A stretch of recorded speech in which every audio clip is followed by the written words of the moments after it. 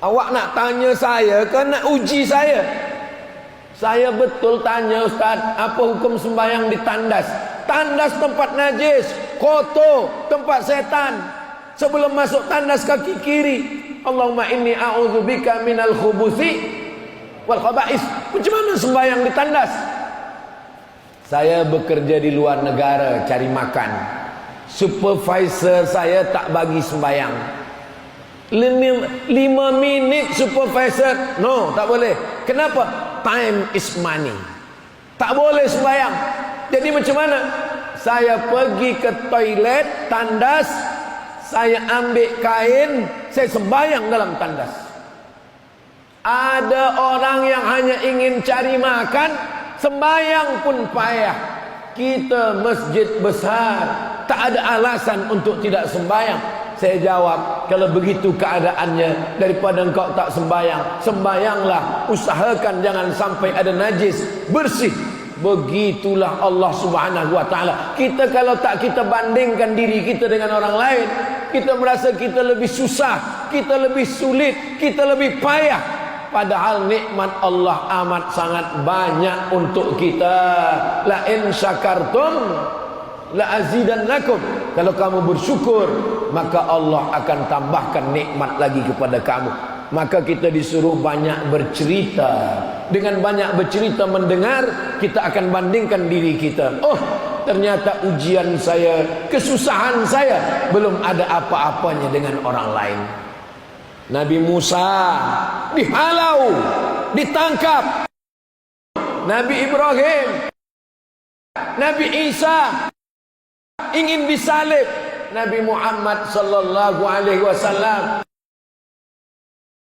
dihalau, disihir. Adakah ujian nabi-nabi yang lebih berat? Mereka nabi, ibadahnya kuat. Kita ni belum ada apa-apanya dengan mereka semua. Maka tak ada jalan lain kecuali bersyukur kepada Allah. Subhanallah, walhamdulillah, la ilaha illallah, wallahu akbar, la haula wala quwata illa billahil aliyil azim. Subhanallah, yang suci hanya Allah. Ustaz Abdul Somad tu suci. Ustaz Abdul Somad itu mulia. Dia datang ke masjid, dia dibagi tempat yang tinggi. Yang suci hanya Allah. Subhanallah. Ustaz Somad banyak dapat nikmat. Dia dipuji-puji, dia dipanggil profesor, dia dipanggil doktor. Yang mulia hanya Allah. Alhamdulillah. Ustaz Somad itu besar. Yang besar hanya Allah. Allahu Akbar. Tidak ada yang boleh dituhankan. Jangan tuhankan harta, jangan tuhankan jabatan, jangan tuhankan apapun. La ilaha illallah. Kita tak ada daya, kita bukan apa-apa, kita bukan siapa-siapa. La haula wala quwata illa billah. Tapi la haula wala quwata ini setelah kita berusaha, berikhtiar. Bina masjid, selepas itu datang orang memuji, kita katakan la haula wala quwata illa billah. Masuk tentera, belajar di Universiti Pertahanan Nasional Malaysia, menjadi jenderal, lalu orang mengatakan awak hebat. La haula wala quwata, itu maknanya berbuat dulu baru la haula.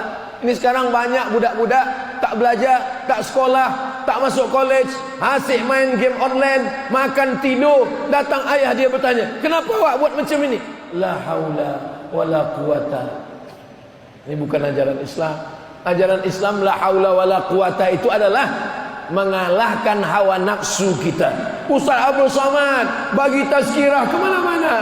La haula wala quwata, la haula tiada daya, wala quwata tiada upaya illa billahil aliyil azim. Habis, selesai. Apa kata pepatah orang Melayu?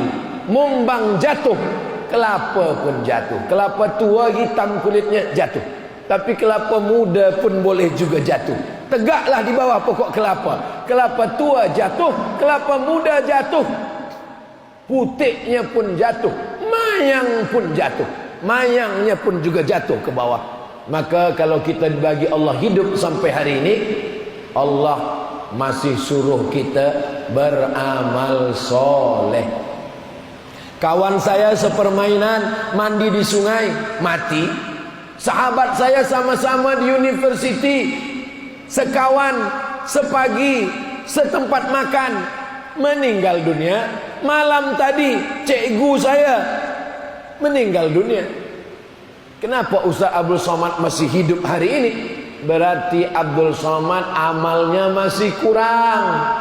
Tapi Ustaz banyak tazkirah, tapi Ustaz banyak bagi tausiah, tapi Ustaz banyak ceramah, amal Ustaz banyak. Amal saya ni mungkin kalau di akhirat nanti dah habis. Hai Abdul Somad, amal ceramah engkau habis sudah. Kenapa habis? Sebab engkau dipuji-puji orang, engkau kena penyakit riya, engkau kena penyakit sum'ah, engkau sudah habis amal. Siapa yang menghabiskan Allah?